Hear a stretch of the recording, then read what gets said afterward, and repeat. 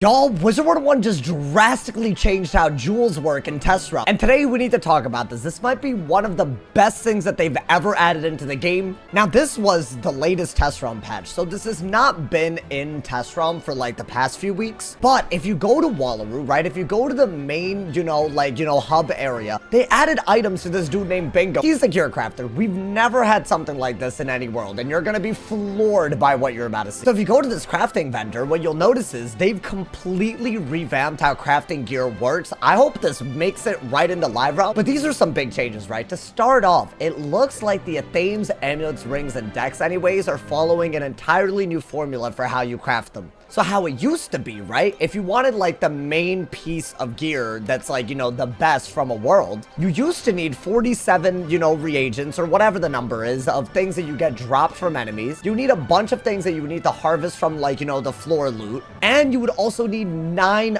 themes that were like tier 2. It looks like they removed that 9 themes that are tier 2 thing. And now all you need to do to craft these is just farm, I guess, bosses, get the reagents, and also just, just get a bunch of floor loot. This part's super easy. I really like this. Before, just getting a bunch of masterpiece themes and masterpiece rings, it was not doing it. And what I assume is that there's also going to be like challenging versions of bosses that you can fight and just get this as a drop regularly. Considering how insane these things are, right? Like these are like decks and amulets that give triangle and circle jewels. These are game-changing pieces of gear, and now you don't have to give an arm and a leg to get all of this on the wizards that you're farming it for. There is more to know about specifically how you get this gear without crafting. I really do assume that you have to do a challenge mode specifically. When I was doing my Wallaru playthrough, there was like 3 or 4 bosses that they added a challenge mode to, but there wasn't an option to actually face it. But I assume that there's probably 4 bosses like that, and those are the 4 bosses that are going to drop things that, you might want without farming. And what I also assume is that they'll drop dream water,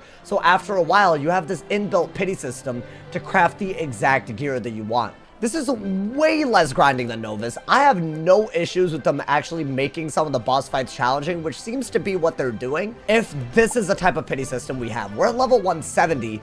I'm glad that we're not just, spamming the same boss for days on end to get 9 pieces of gear to craft the 1 piece that you want. Now, if I were done there, then I'd just stop. But it looks like they're also changing fully how jewels are crafted as well. And the big, story of the day is they're craftable, right? We're talking about max level jewels that are now also craftable for dream water. Now, if, I've brought up the term dream water a lot. I haven't really gotten this drop yet because I don't think they added it to the drop tables in test realm. But my assumption is that they're going to work exactly like how pixels worked in Novus. By the time I was done farming Novus for all of my gear, I ended up with hundreds and hundreds of extra pixels on every character just from farming the bosses for masterpiece gear, for pins, for anything that I needed from them. To have been able to use these to craft jewels, that would have been a godsend, because I feel like I've had no reward for doing this much in Novus. And that seems to be what they're doing now. 16 accuracy pins, 10% pip jewels,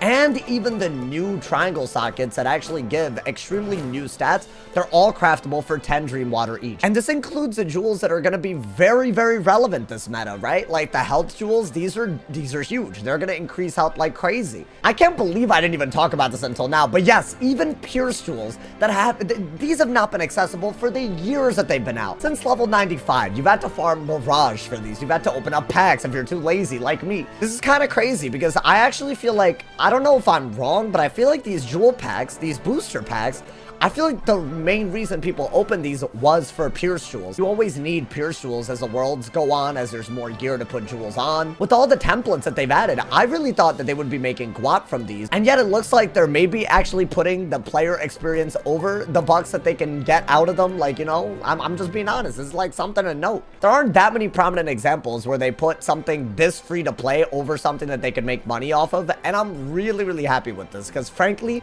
something at level 95 should not have been this inaccessible for this long. The circle jewels that also give damage for your school and other schools. These are also going to be craftable just by doing things in Wallaru. Just by farming bosses, you're basically passively increasing your ability to get these extremely game-changing jewels. What I think is also extremely lit, and I cannot believe that this is all in an update, they're actually making it so that you can craft your pins as well. I think a huge issue with the way pins worked in Novus was that there's only 2 bosses that actually dropped craft the punishing pins you needed to really dual school into another school. You would either farm Don Mansana or the final boss. Neither was really easy with the casual group, and now, whether you're farming with a casual group or not so casual of a group, you're still making progress towards the pins that you want as well. I think my big issue with Novus was that I would be farming for, let's say I was farming for a death punishing pin 160. I would constantly get disabling pins and other like pins that are also like, you know, like sword pins, but they were just not the type of sword pin that I needed. And the whole time that I was farming for this stuff, I would have loved a way to either craft, you know, a punishing pin for a different school into the punishing pin of the school I want, or if I have a sword pin for the school I want but not the type, it would have been nice to switch that over too. That didn't exist in Novus, and now it looks like not only have they basically added a pity system, now if you're farming for any certain jewel, you're always guaranteed to get it after a certain amount of time. I do think it would be cool if there was some way to transmutate jewels. That doesn't seem to be the approach that they're taking, and maybe this is just like extremely wishful thinking, but to me, right, there's some jewels that I don't even bother keeping in my inventory, because why would I? See, pins that give damage and crit, I might want them for PvE. Sword pins that give pierce and damage, might want them for PvP. But pins that give pierce and crit, kinda useless in both worlds, right? So if there was a way for me to transmutate those pins into other sword pins that I would want, of the same level, of the same school, you know, even something that small, I feel like it would go a long way. So while I do appreciate a pity system with pins, I actually think a bigger issue with pins is that their drops are very, very diluted. There's many schools and many types of pins that you could get, and now we're also going to get jewels added on to drop tables. So I still feel like that specifically for pins, especially if I want like the right level, I feel like that is probably going to be frustrating, but I'll take the fact that I'm probably going to be farming way less for just regular jewels as, you know, maybe a healthy balance. Maybe there is some farming to do, but it's not going to be overbearing. What is worth noting is that the craftable, you know, tier jewels don't really give stats that are good for PvP or PvE. You're still gonna probably want health jewels there, but the 155 health jewels are still really hard to get. So I guess the one thing that you might want to farm for if you want to like have perfect stats is probably anything that's raid related or Novas for your 155 health jewels.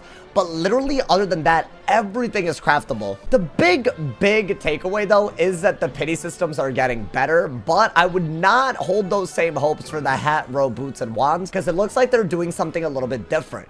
If they end up doing that a lot, I'm not sure I'm mad about it, you know? Make, you know, the accessory items easy to get by crafting, and maybe make the main gear something that you do a dungeon for, which seems to be what they're doing with the upcoming Nightmare dungeon in Wallaru. It could be a really healthy balance of not feeling like you have to farm for everything, and also doing stuff that's somewhat difficult for your main, you know, power increases. This is really ambitious stuff. I've never seen a test run where they've changed this much this quickly, and there is quite a bit to talk about when it comes to these jewels. This is not going to be the only video I'm making on this test run patch around the jewels. So turn on noties. Let me know what you guys think about this specifically. Y'all think it's a W? I mean, I don't know how you could think it's not. Drop a like if you enjoyed, leave a sub if you're new, and as always, if somebody hasn't told you you're awesome today, they doing something wrong. Stay awesome, see y'all soon, and yeah.